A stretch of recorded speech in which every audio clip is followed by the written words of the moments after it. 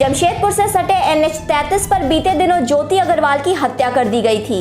इस मामले में मंगलवार को ज्योति के पिता प्रेमचंद्र अग्रवाल ने अपने आवास में एक प्रेस वार्ता कर स्वास्थ्य मंत्री बन्ना गुप्ता के सहयोग करने पर धन्यवाद दिया।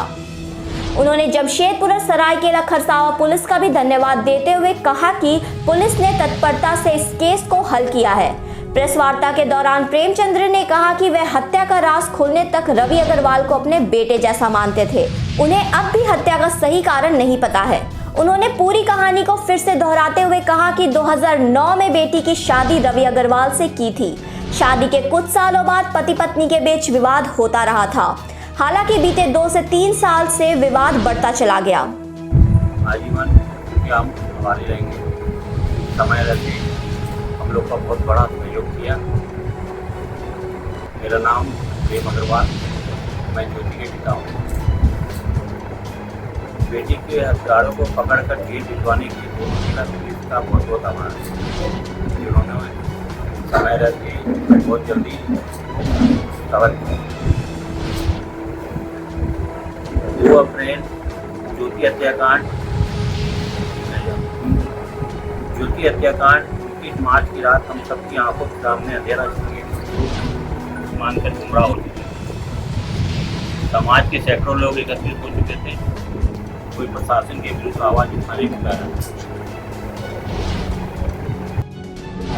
नहीं, वो उनको प्रॉब्लम नहीं था। घर में विवाद सबका चलता था और उसके कारण अगर किसी का विवाद चल रहा है तो वो एक जेन्युइन चीज़ है। और गुस्से आ रहे हैं तो कोई भी आदमी पति को जाके बोलता ही था। लेकिन उनको है कि अगर कोई भी विवाद है, कुछ भी है, लेकिन तुम मुंह मत खोलो, तुम मुझे मत बोलो, तुम बस सहते रहो। 7-8 साल बाद, ये लगभग 2016-17 से स्टार्ट हुआ। और भी कुछ कारण है क्या? और क्या लगता है? हाँ, क्या लगता है आप लोग नहीं, हमें तो ये शक का दायरा यही जा रहा है भाई कि जो 3-4 स्टाफ है या जो भी है दुकान में, अब वो कुछ अलग एंगल है या कुछ है, अभी हमें नहीं पता कि क्या है।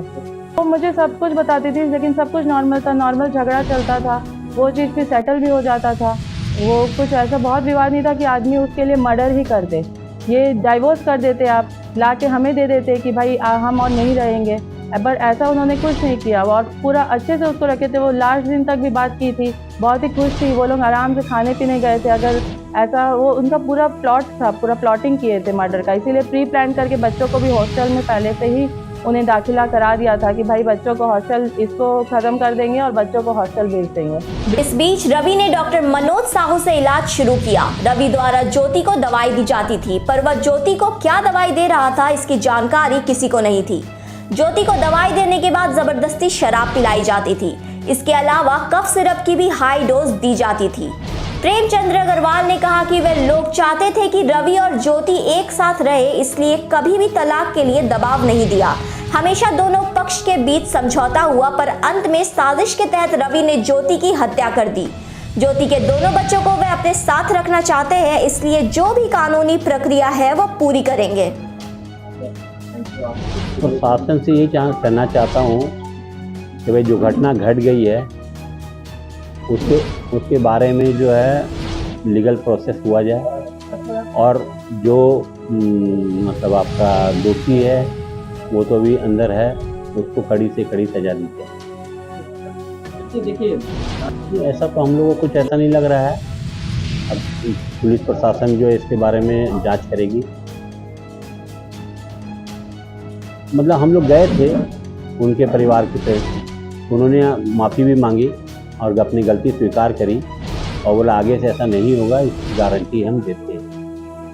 हम 2 परिवार मिल गए हैं और भाई मारवाड़ी समाज में क्या है भाई, बात का ही वैल्यू है। तो हमने उसको ये किया कि भाई ठीक है, जब आप लोग अपना गलती को स्वीकार कर लिए हैं तो भाई ठीक है भाई। तो उस बाबत हम लोग उसको दोनों परिवार का जो है मेल मिलाप करके फिर हम लोग ठीक हो गए। ये जो तो क्या है कि मतलब लड़के जो है वो दवाई के साथ साथ क्या है ना, दारू भी पिलाते हैं। तो दारू पिलाने से, दारू का असर हो जाने से वो एग्रेसिव हो जाती है। वो बोलती है हम दारू नहीं पिएंगे, लेकिन उनको ज़बरदस्ती दवाई गिलास में करके पिलाया जाता है। अब दवाई भी, और ये दवाई कौन सा दवाई देता है हमें नहीं मालूम, क्योंकि पत्ते में दवाई नहीं दिया जाता था। अपने दुकान से दवाई ला करके दिया जाता था कि इसको ये दवाई लेना है, तो वो पति का विश्वास करके अपना ले लेती, और साथ में अल्कोहल दे देते थे। वो भी अपने 7-8 पैक डेली दारू पीते थे, डेली या 2 दिन 3 दिन में जो भी है। तो वो उसका विरोध करना चाहता था, लेकिन विरोध का ही मेन जड़ विरोध था कि दवाई या दारू आपको नहीं पीना है।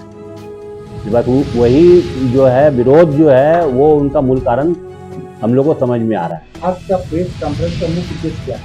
मुख्य जगह न्यायिक ये मिलना चाहिए हम लोग को, मतलब उसका क्या बोलेगा, जस्टिस। और बन्ना गुप्ता जी का बहुत आभार है क्योंकि लाने का हमारा उद्देश्य है कि भाई समाज के सामने दोषी को लाया जाए, और बन्ना गुप्ता जी जो है हमारे साथ में बहुत बड़ा ये किया। मैं उनके सामने आभार प्रकट करता हूँ, चैम्बर के सदस्य लोगों का भी आभार प्रकट करता हूँ जिन्होंने इसको उजागर करने में हमारा सहयोग किया।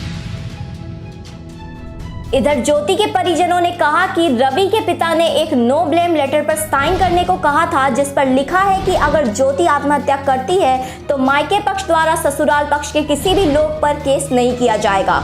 उन्होंने उस पर साइन नहीं किया।